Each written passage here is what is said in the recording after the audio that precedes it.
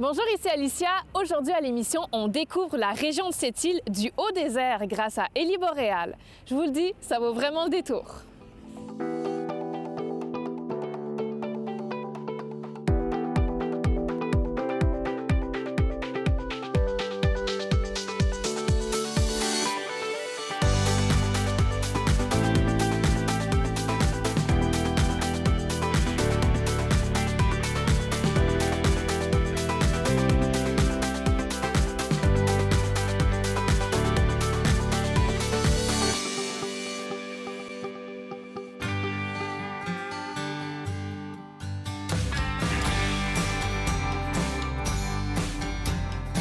Martin Noël est le président et propriétaire d'Hélie Boréal, qui est une entreprise spécialisée en transport d'hélicoptères sur la Côte-Nord, à Sept-Îles.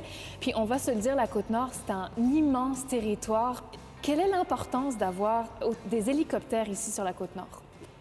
Bien, en fait, Sept-Îles, c'est un peu la porte du nord du Québec. On a plusieurs projets, les minières dans le nord, les installations d'Hydro-Québec. La route pour aller dans le nord part de Baie-Comeau pour se rendre Fermont et plus loin. Mais à l'est de Baie-Comeau, par le nord, il n'y a pas de route. Donc, l'hélicoptère est le moyen de transport, là. Puis quels sont les différents services que vous proposez là, ici? Les services qu'on offre, c'est surtout du transport de passagers. On fait du transport d'équipements. Dans d'autres secteurs d'activité que le transport, il y a les gouvernements comme le ministère de la Faune qui vont faire des études. Il y a de la capture de caribous qui se fait, de la capture d'orignaux, des inventaires d'animaux. Lorsqu'il y a des projets miniers aussi, là, toutes les études qui viennent avant le projet, c'est des projets qui sont dans le nord, donc il n'y a pas de route encore là. Ça va tout se faire par hélicoptère. Dis-moi, Martin, est-ce qu'il y a des différences à piloter un hélicoptère sur la Côte-Nord versus le piloter ailleurs au Québec? En fait, les différences, c'est peut-être au niveau de la distance qu'on va parcourir, au niveau du carburant. S'il arrive des pépins, tout est loin. Selon les vols qu'on a à faire, selon ce qu'on a à transporter, selon la charge, le carburant est toujours à évaluer. Puis sur les différents contrats qu'on va faire, souvent, bien, c'est des places, des places remote, là, c'est non accessibles. Puis souvent, on va avoir à, des fois, transporter le carburant sur place pour faire une la plus grande job. distance aussi. Pour faire la job ou pour tout dépendamment de ce qu'il y a à faire. Martin, tu es natif de la Côte-Nord et tu as passé ton brevet de pilote à l'âge de 17 ans. C'était un peu un vieux rêve d'enfant? À cet âge-là, mon père avait un avion, puis mon père avait son brevet, un avion pour un petit Cessna, une utilisation privée. Je pense que j'avais plus un kick pour l'hélicoptère, mais mon père avait l'avion, c'était plus facile. Puis je me souviens, mon père m'avait dit dans ce temps-là, ben va faire ton brevet d'avion, puis on verra par la suite, et après tu pourras aller faire ton brevet d'hélicoptère. Fait qu'à 17 ans, j'ai eu mon brevet avion privé. Le pilotage hélicoptère, là, pour tous les pilotes, je pense que c'est un peu la même affaire. C'est une passion, là. Les pilotes, normalement, c'est des passionnés. Puis j'imagine que c'est le bug, le bien-être, la liberté. C'est clair qu'en hélicoptère, on se déplace beaucoup plus rapidement, mais le paysage vu des airs doit être complètement différent. C'est différent de l'avion, surtout les déplacements au décollage, à l'atterrissage qui se font beaucoup plus lentement. L'accélération, la montée, c'est très différent de l'avion. Vous allez voir tout à l'heure. Tu sais, Martin, j'ai jamais embarqué dans un hélicoptère. C'est la première fois de ma vie. Alors aujourd'hui, c'est mon baptême de l'air. Qu'est-ce que tu nous proposes comme itinéraire? Bien, en fait, on peut commencer cette île. On peut commencer par le tour de ville. Cette île, il y a les îles, les 7 îles à voir, bien sûr. On peut se diriger vers les plages, probablement, vers la rivière Moisy, qui est une rivière de renommée internationale pour la pêche au saumon. Parfait. Je vis ça, moi, je suis déjà toute excitée, là. Ça va ressembler à ça. Yeah, j'ai hâte.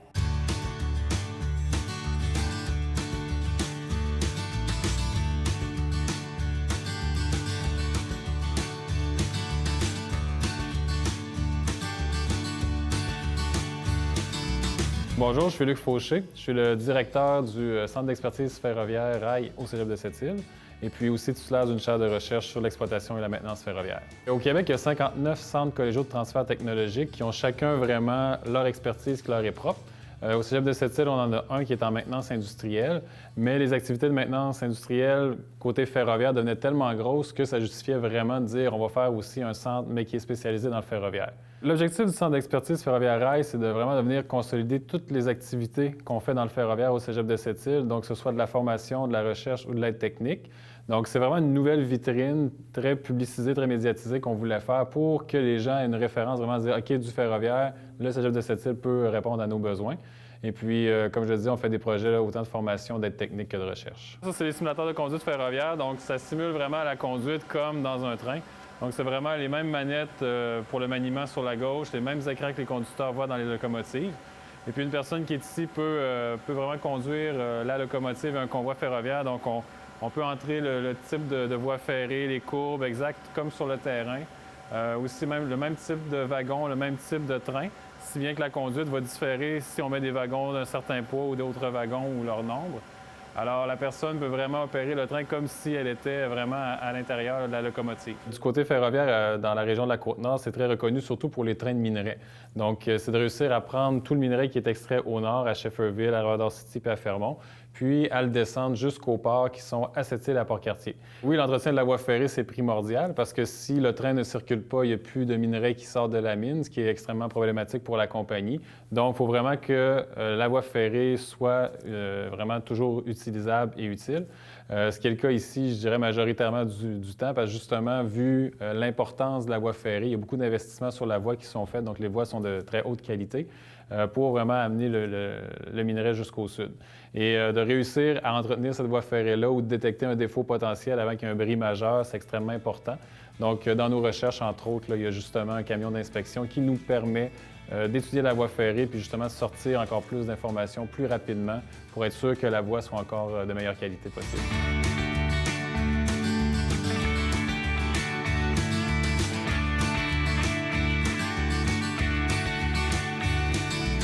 Le camion, c'est un camion de style I-Rail qu'on appelle pour pouvoir justement circuler sur les voies ferrées. Donc, à l'avant et à l'arrière, il y a des roues en acier, en métal, qui viennent vraiment épouser la forme du rail et qui permettent au camion d'avancer sur le rail sans dérailler.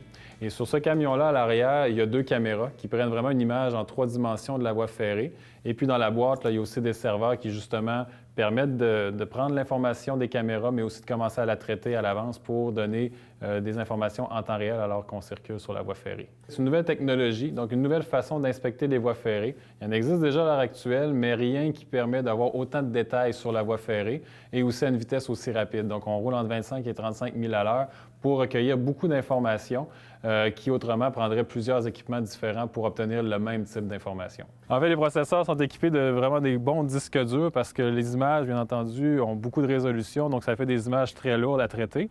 Donc, il y a un premier serveur ici, ce sont des serveurs vraiment industriels. Donc, comme vous voyez, on n'est pas dans une salle de serveur, c'est pas un environnement tempéré, ils subissent des chocs. Donc, la qualité des pièces, des composantes est beaucoup plus élevée pour s'assurer justement de résister aux chocs. Donc, il y a un premier serveur qui sert vraiment à acquérir les images, un deuxième ici qui sert à faire justement la compilation, un troisième qui est là, qui fait un peu l'interface entre la personne à l'avant et les ordinateurs à l'arrière et qui gère aussi un module là, de prise des données. Donc ici, on voit vraiment le rail qui passe du sud vers le nord. Le rail est fixé aux traverses de bois là, qui sont ici grâce à des crampons ou des spikes en anglais, qui eux aussi sont sur une plaque en métal qu'on voit très bien ici. Et il y a aussi des ancrages, on appelle des rail anchors, donc des choses pour ancrer le rail, pour l'empêcher de cheminer du haut vers le bas, qui peuvent être détectés par le système. La loi est quand même assez sévère sur l'inspection de la voie ferrée. Là, par exemple, les grands minéraliers ici doivent l'inspecter 2 fois par semaine. Donc, vraiment s'assurer avec une inspection visuelle qu'ils voient vraiment si la voie ferrée est toujours conforme. Puis, il y a aussi beaucoup d'instruments ou d'équipements qui viennent s'ajouter à ça. Donc, des équipements pour faire la géométrie de la voie ferrée. Donc, voir est-ce que, justement, l'écartement entre les rails est toujours le même. Parce que, veut pas, ça travaille beaucoup une voie ferrée. Et puis, c'est beaucoup de force, beaucoup de tonnage. Puis, bien sûr, ça amène de l'usure, ça amène de la fatigue dans les composantes. Et puis, il faut être en mesure de bien détecter cette fatigue-là parce qu'elle ne se développera pas de la même façon dans une courbe que dans une ligne droite, par exemple. Parce que dans la courbe, le train force beaucoup plus dans le rail qu'en ligne droite. Donc, il y a vraiment une bonne étude à faire de la voie ferrée, de sa qualité en tout temps, parce que l'infrastructure, avant de changer du rail, ça peut prendre 25 ans et plus. Donc, il faut vraiment s'assurer que le rail est toujours aussi bon 25 ans plus tard que lorsqu'il a été posé initialement. Lorsqu'on circule sur la voie ferrée, au moins la voie ferrée, elle est exclusive à l'équipement qui roule dessus. Donc, il y a un segment de la voie ferrée sur lequel le camion va rouler où il n'y aura pas de train en circulation à ce moment-là. Ça va permettre de mieux réagir, justement, parce que soit on pourra arrêter le train qui est dans un autre canton avant qu'il vienne à l'endroit où il y a le défaut, ou on va lui dire, oui, tu peux passer, mais à cause du type de défaut, il faut que tu réduises ta vitesse. Donc, ce sont toutes des choses qui sont normées. Donc, si par exemple, il y a un certain défaut, bien, au lieu de rouler à 35 000 à l'heure, il va devoir ralentir à 10 000 à l'heure le temps de passer ou le défaut, avant qu'il y ait une correction. Donc, c'est le type de choses qui est mise en place là, quand on détecte un défaut. Puis, présentement, le camion, il va réussir à prendre les images, mais il faut quand même attendre un certain temps avant de tout traiter les images. Donc, c'est pas du just-in-time pour l'instant, mais c'est ce qu'on veut faire ultimement avec les technologies qui se développent de plus en plus vite. Mais pour le moment, c'est ça. C'est au moins d'identifier le défaut le plus tôt possible pour que l'intervention humaine se fasse le plus tôt possible. C'est sûr que tôt ou tard, l'humain va le voir, mais si nous, on le voit avant lui, bien, c'est une plus-value, là.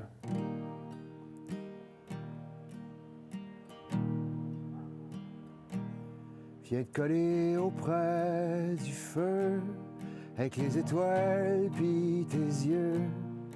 Pis si t'es assez fine, je te donnerai des shots de gin. Pis si c'est pas assez beau comme ça, j'ai collé des aurores pour toi. J'en ai pris de toi couleurs, pour mieux te voir dans noirceur. Ben moi, je suis un habitant de la Côte-Nord, avant tout, parce que oui, je fais de la musique intensément. Je travaille dans un milieu industriel intensément. Je fais de la chasse, de la pêche intensément. Donc, je crois qu'au-delà du fait que je suis musicien, je suis surtout nord-côtier. Ouais. Je m'étais tracé un chemin, mais là, je suis plus vraiment certain que j'étais parti du bon bord pour pas perdre le nord. J'étais un joueur de badminton à l'époque. C'est avant que la guitare rentre dans ma vie, avant que le rock'n'roll me tape sur l'épaule.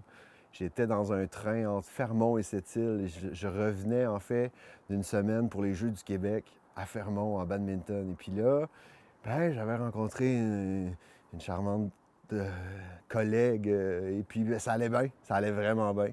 Jusqu'à ce qu'au retour, on soit dans un wagon et qu'il débarque un gars avec sa guitare.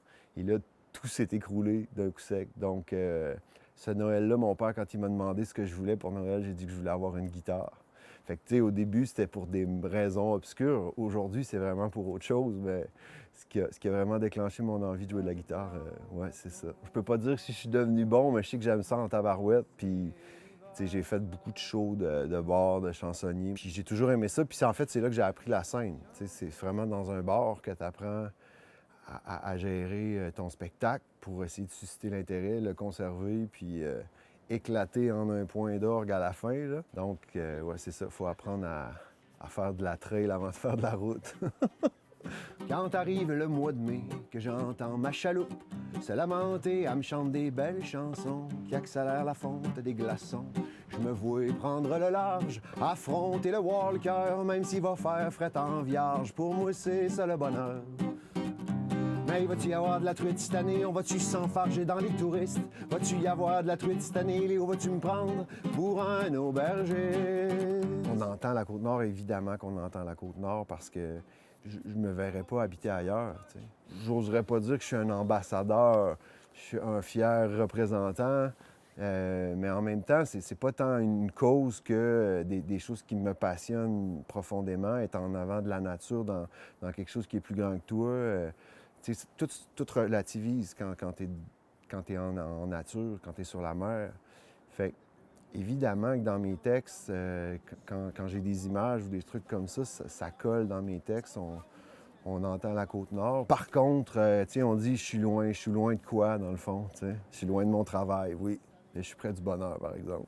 D'être reculé, c'est pas tant parce que je veux pas voir de monde, c'est juste que j'ai l'opportunité d'habiter dans un endroit qui est magnifique. Moi, j'irai pas à pêche cette année, j'aurais mieux fait de relaxer. J'irai pas à pêche cette année, du haut des airs, je vais vous regarder.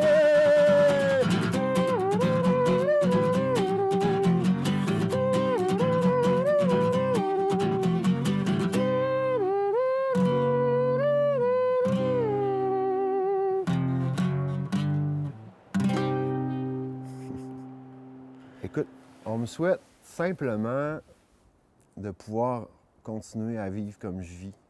Tu sais, pour vrai, puis tu sais, juste d'apprécier que maintenant ça va bien, puis demain on le sait pas, puis ça donne comme rien d'essayer d'y penser de toute façon, parce qu'il va arriver n'importe quoi, sauf ce qu'on pense qu'il va arriver. Fait que de garder comme l'espèce de naïveté de faire ces chansons-là, puis de les faire pour les vraies raisons. Montréal m'a laissé un message, reste donc sur tes plages. C'est le temps d'écrire une autre page. Puis quand tu voudras du béton, ben tu reviendras à la maison. On s'en refera une autre chanson.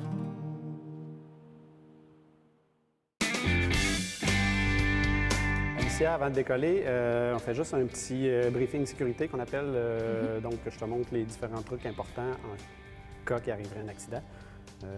Puis, t'écoutes bien. Oui. S'il arrive quelque chose, puis il faut évacuer l'appareil, puis que la porte nous fois, la poignée de porte ne fonctionne pas, tu vas tirer sur la palette de plastique. Ici, la palette de plastique, tu vas lever la poignée orange. Ça tire les deux pentures ici. Fait que la porte devrait tomber. Tu peux pousser dedans, puis la porte devrait tomber automatiquement. Parfait. La trousse de premiers soins. Dans le banc ici, il y a un panneau en velcro en avant. Parfait. Donc, il y a une trousse de premiers soins là. Tu as ça ici. C'est une ceinture 4 points. Tu as l'autre côté, tu as ça ici. OK. OK. Tu vas insérer ça là-dedans d'un côté. Tabarnouche, on dirait que tu as déjà fait ça. S'il arrive quelque chose pour détacher, tu vas juste tirer ici. Toujours. Là, tu vas ajuster. Quand tantôt, tu vas la garder bien en bas, puis tu vas tirer ici chaque côté. OK? Bien serré. Ouais. Ici, chaque côté. Fait que- Parfait. Donc, vous êtes prêts? Oui, on est prêts!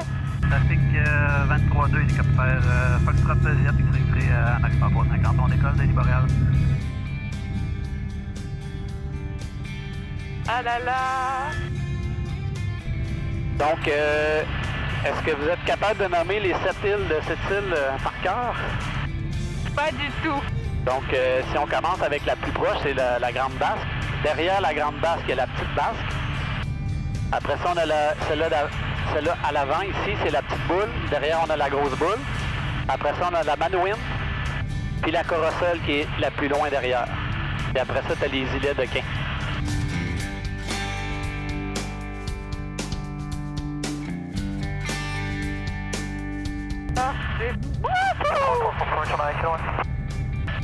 Je vais peut-être vous montrer le pont de la rivière. On va remonter la rivière, puis on reviendra plus par le nord.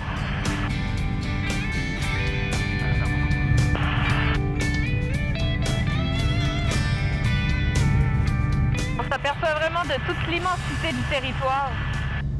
Ouais, là, c'est le Grand Nord, là, c'est ce paysage-là, des heures et des heures et des heures de temps. Pour atterrir en hélicoptère, quand t'es dans le territoire, je veux dire, ça prend des endroits particuliers, là. Ça prend un certain... L'hélicoptère, c'est ça qui est facile. On peut atterrir presque n'importe où lorsque on juge qu'il y a assez d'espace. Fait que la grandeur de l'appareil est un peu plus. Pas rien accroché, mais on peut se poser presque n'importe où. C'est vrai qu'on se sent libre hein, en hélicoptère. On dirait qu'on peut aller partout. Oui, on peut aller partout.